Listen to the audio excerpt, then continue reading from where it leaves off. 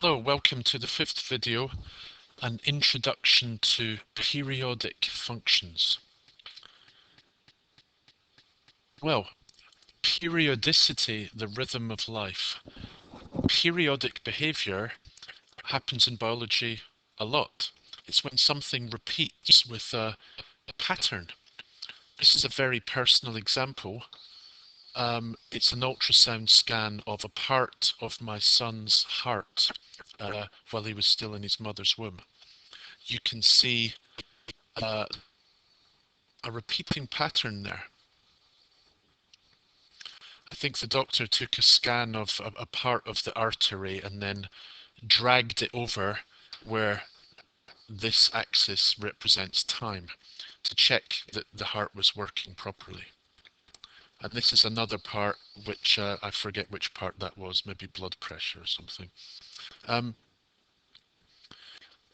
The length of the repeating part of the graph is the period, or more correctly, the smallest part that repeats. Another example, I think I've shown you the frequency graph of birthdays in January 1978 in the USA. It's another periodic graph. It repeats every 7 days due to human resources management in the maternity unit. The period is 7 days. We could say it repeats every 14. That's true.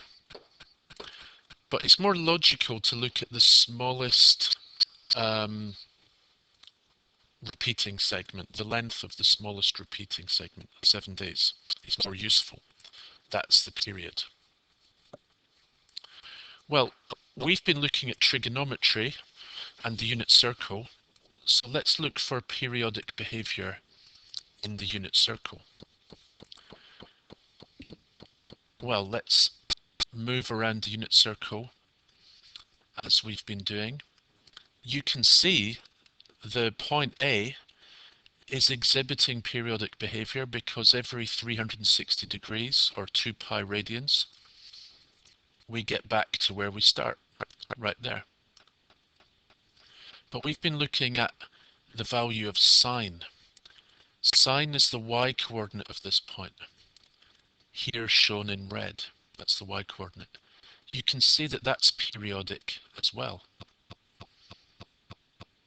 It's in a repeating pattern. Now, that doesn't show us the graph of a function yet.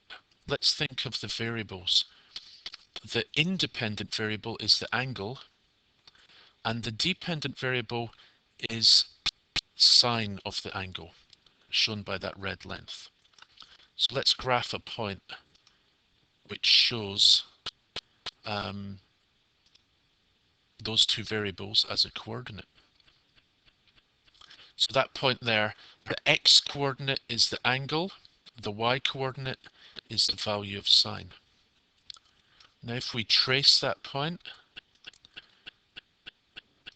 we can see the shape of the graph, which some of you will have seen before.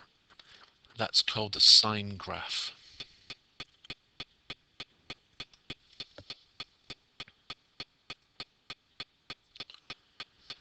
And the period of the sine graph is 2 pi, or 360 degrees.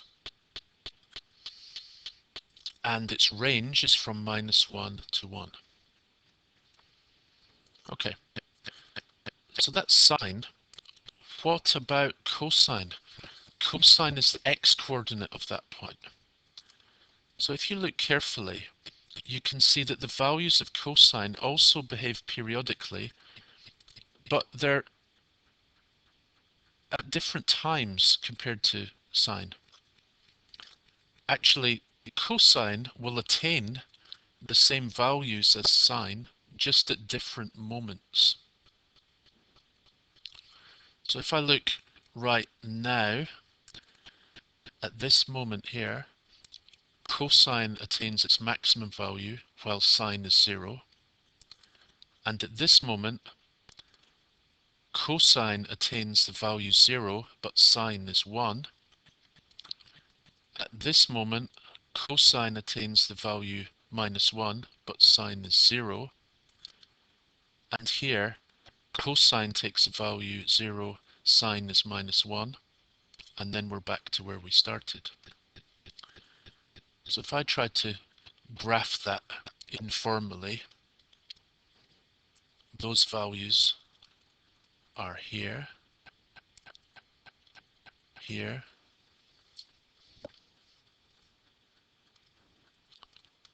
here, approximately, and here. Those are values, whoops, on the graph of cosine. There.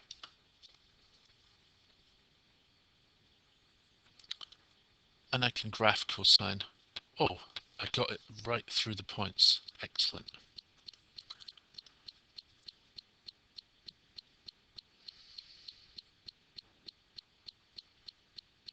Okay, we'll analyze the graphs in a bit more detail in the next video.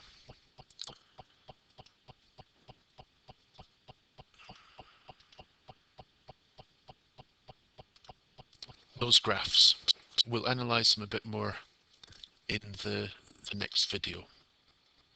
Beautiful periodic curves. They both have period 2 pi or 360, and they both have range -1 to 1. Now to finish off with periodicity, the rhythm of life. So let's have a firework display to celebrate how great life is. Bang! Crack! There we go. Hope you enjoyed the video.